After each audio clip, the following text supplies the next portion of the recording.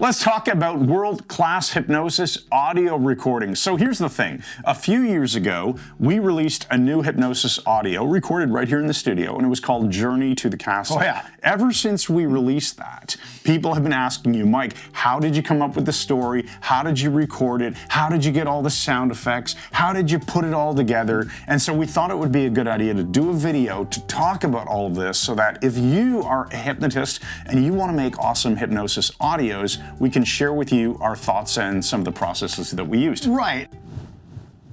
Right, and this is a good thing to do because so many people have asked, can I have a script of what you did? And I'm not going to give you a script for it because that's my intellectual property, but I will tell you how we came up with the content, how it all flows, and why it works so spectacularly well. At least those are the reports we're getting from other people. All right, so let's start with you. You said to me that this was a concept you had in your head for a multi-episode odyssey, right? Or a quest, something like that. What does that even mean? We're not going to go into how you tied all the stories together. Right. But what was in your mind? The basic idea was we'd done some fairly simple recordings in the past, but I wanted to do one that was actually a hero's journey that would go very deep, that would lead someone on this quest, that they'd come out of it feeling amazing and would have resources installed hypnotically and so on.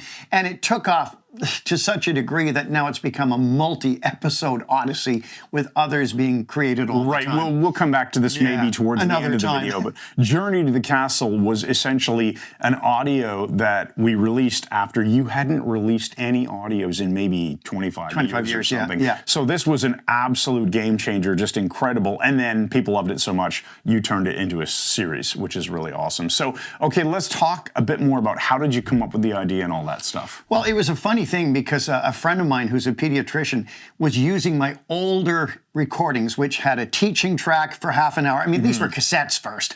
And then on the other side, it had hypnosis.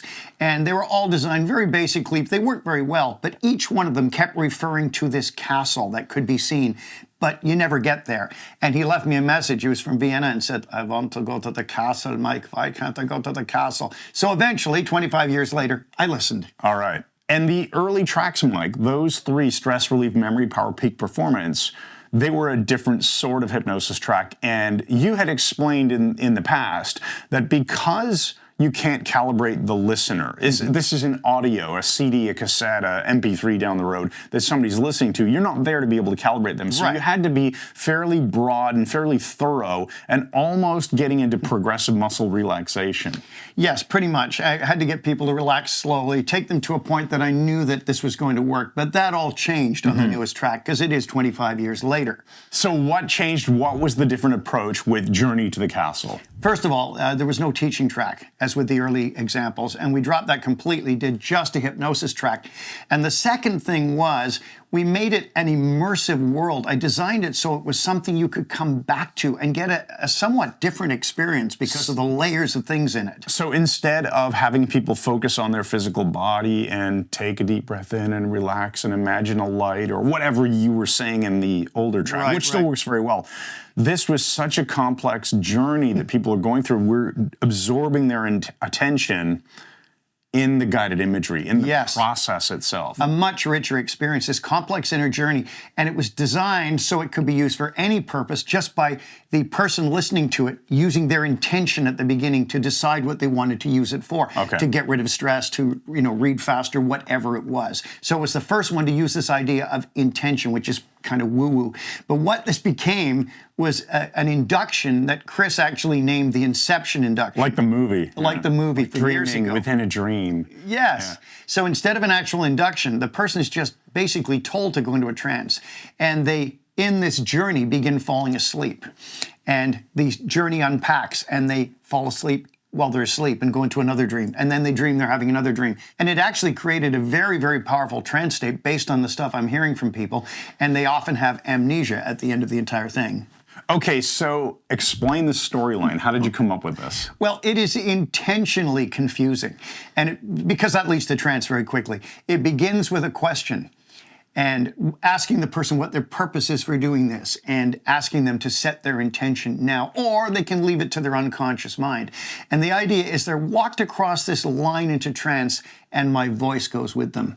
Now there's layers and layers of amnestic suggestions in here, hidden suggestions to forget the material consciously, which is why at the end people often say, oh, I fall asleep every time I play it. Except they tend to wake up right at the very end. Which means what? They weren't asleep. That's right. They were in deep trance and they lost the content, which is good. That means you can return to it again and again, and the unconscious can do all the work. Now, the music that we chose for this adds a deep emotional response and emotional depth. And as the scene changes occur, the music tends to change with it and shift the emotions. As our friend hypnotist and hypnosis trainer Freddie Jackman says, create an emotion, give a suggestion. Well, this is designed to create powerful emotions of good and bad things, but at the end, of course, it's entirely uplifting. In fact, the use of backing musical tracks, a lot of these are not, babbling brook and the thing that you would imagine on, some yoga studio. Oh, you can listen. No, there's anything wrong with it. It's fine, but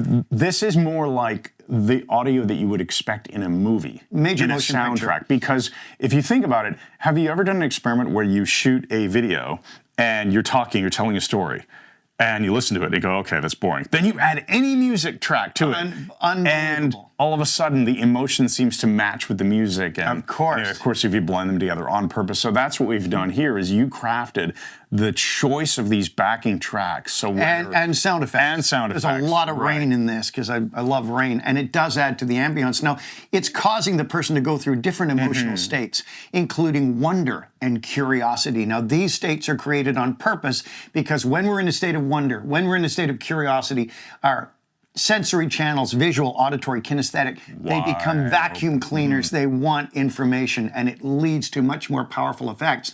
And this offers a miniature vacation, which the other ones did, the earlier ones did too, but this creates an absolute escape from reality. Yeah, this was more like it felt more like a full journey rather than, let's say, stress relief. The main context there is you're going onto a ship and a bunch of things happen. I'm not going to spoil it. It's an amazing track. It's probably, after Journey to the Castle, I'd say Stress Relief is probably the second probably favorite, my favorite ever. Yeah. It's amazing. But it's a miniature journey. This feels much more thorough because of the stories within stories and all the Easter eggs and other things that are in there. Now, that's a good point. It moves intentionally into some very strange imagery and symbols that are designed to stimulate an unconscious response. As Chris said, there's tons of Easter eggs. There's tons of things to find that I'm not going to spoil. And there's a ton of stuff from my own childhood finds its way into the storyline as well. And anyone who knows me well knows what these things are. And I love it because it's one of these things where if you are a podcast listener, Brain Software Podcast, that's our podcast that's been going since like 2012, or if you're one of our students inside of the Mike Mandel Hypnosis Academy or you've ever come to our live training in Toronto, the architecture of hypnosis, you heard a lot of this stuff. And so when you hear it in a track, it'll just resonate for you, make you feel pretty awesome that you noticed it. But if you don't know any of it, you just miss it. It doesn't take away. Some aspects of it will be missed. Yes. Yeah. But the rest, there's a lot of stuff. Images from famous books and not so famous books. There's imagery that's taken from films. There's lines that are taken from obscure classical music references. There's a lot of weird stuff in it, including conversations I've had with people that have found their way into this. And it even connects with stuff like Lord of the Rings. It connects with Whitechapel, England, in London, the Jack the Ripper story. And it's a lot of layers upon layers upon layers. And you start in this very old but very comfortable train. And you have an unusual letter about this castle. And that's sort of the start. That starts it all off, right? Where do we go from there? Well, there's tons of embedded suggestions and commands because it is deeply hypnotic and it's immensely atmospheric as well. It creates really powerful shifts in the person listening to it. And it references Cydonia on Mars and Whitechapel in London, which of course lead to one present and one future recording. Which they didn't have to. They would work just as well on their own, but that opened the door to more possibility, which is great. Right, and because it was initially going to be, once we decided on 3 episodes, it's going to be Journey to the Castle, Cydonia, and Whitechapel. Whitechapel is further down. We put Rendlesham in as the third one instead. I started to juggle them all around. And the interesting thing is I've designed it so you don't have to listen to them in sequence. it's ideal to listen to them in the order they came out, but it doesn't matter. You can listen to them in any order because they all interlock with each other. Probably a good point to mention here that the Journey to the Castle recording is actually entirely free. So if you check the link in the description below this video, you'll find a page that you can go to and you can grab the Journey to the Castle, the full recording, and hear it for yourself and experience it. It's pretty awesome. But let's get back to use headphones and don't listen to it when you're driving or operating a Boeing 747. Now the storyline, even if you get it out of sequence, will still make a very strange sense. And you'll get a familiarity if you listen to all of these different ones because they're interlocking. And I'm meshing the music and the sound effects with the story so that you actually go through 3 different tests that you have to pass as you listen to it. But I'll tell you outright, the tests are never explained what they are. You just have to go through it. And there's multiple shifts of location and dissociation as well. Which leads to a little bit more confusion, of course, which makes it easier to see things like amnesia, and of course, all the positive suggestions that you're getting along the way. Yes, and the dissociation is very powerful for some of the installations where you go from being in this train to seeing yourself in the train, and so on and so on. I won't spoil it. And there's a lot of ambiguity in it. It's like the ambiguity of nowhere, and if you put a space in the word, it's now here. Yeah. It's that sort of thing. And there are endless references to rain and endless dreams within dreams within dreams. Just going to ask you, what is with all the rain? I love rain, and it just creates a cozier atmosphere, how it's all set up. But having listened to this yourself many times, Chris, you notice there's a sense of an assigned quest that you have to go through. But who assigned it? Who? And for what purpose? There's a lot left hanging on purpose. And there's bizarre things. I'll show you the depth of the things in it. The cardboard cutout of the conductor. What he's actually doing is something called the Ka gesture from ancient Egypt. And there's a reason for that. So anybody who researches what they're seeing in it, they'll start to find a pattern to this that is never spelled out. Now, obviously, if you're watching this video wondering how are you going to do this yourself, you'll have a different set of knowledge. You'll have a different knowledge toolbox to work with, right? So everyone will bring their own beliefs, bring your own stories and your own interests into your own recordings and create something that you'll feel proud of rather than trying to copy what Mike did with this. That's it. But I like to have something fairly ominous in it, always leading to something else. And the music helps. But the salle d'attente, the waiting room. I mean, this comes exactly from The Magus by John Fowles. And the concept of not quite figuring out what's there, like there's someone there. There's someone in it. And I even borrowed from our dear friend Anthony Jacquin the line "sleep standing." Yeah. You know, like it's just such a powerful thing that you can stay standing and still go into deeper trances. I put in elements from Dracula, Sherlock Holmes. They said the John Fowles book. That's right. If on a Winter's Night, a Traveler, a book by Alberto Calvino. I can't remember his first name, but anyway, the bottom line is this recording layers past, present, and future on top of each other. So the listener plays many different roles from many different stories, and there's even an appeal to the sense of smell, the dried roses in the cedar box, the labyrinth of myth and meaning, and you're stuck as the eternal passenger. So these are some disturbing images and some sounds, but it does end up resolving to a pretty freaking monumental conclusion. So I had people cry at the end when they hear it because it in a sense of relief and triumph, not sadness, because so much of this comes from archetypal material from films and books, and archetypical, I guess is the word, the mythos cards that we use in our class. Do you want to explain what briefly? So you used in a segment of Journey to the Castle, you were listing things. I can't remember exactly images what it was. The person sees. That's right. And you had taken all of these images simply by turning over mythos cards. Shuffled them, and mythos cards we use in our class for building symbolism and metaphor into the work people are doing. And I got half a dozen or 10 at random and then just worked them into the script because they're so powerful. So what you're getting when you listen to this is layer upon layer of pictures and sounds and feelings, and the emotion is used to intensify your involvement. Right. Okay. And there are some strange shifts that go on. Can you talk a little bit about that? Well, there are. I mean, things like the sign of the double lantern, the guild marker on the coach, one for fog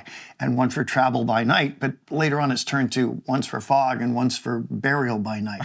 And it's never referred to. So you've got stuff, you're creating links to your own past as you listen to this because there's swirling memories from your own past and snowflakes and dreams within dreams within dreams and combination of symbols. lots of sound effects, lots of hypnotic Yes. language, lots of looping of the narrative, lots of ambiguity, lots of amnesia. And it does, like I said earlier, it has a resolution, so let's get to that. And then you guys should all just download this and listen to it. Do it. Go through the 3 tests. And when it's resolved at the end, you'll probably feel fantastic. It ends in resolution, but resolution of what? Exactly. It's powerful and it's cinematic. And the result is you get a hypnotic experience that is designed to be repeated. You can go back. And then, of course, on to the next one, Cydonia. You're going to love it. All right, so Journey to the Castle, that is the free track. There's more to it, and we'll teach you how to get the others later. But for now, just go and download the free recording, Journey to the Castle. Headphones. Experience it for yourself. Play it Headphones, loud. absolutely. And you can use it multiple times for pretty much any intention that you have. Thanks again, and good night.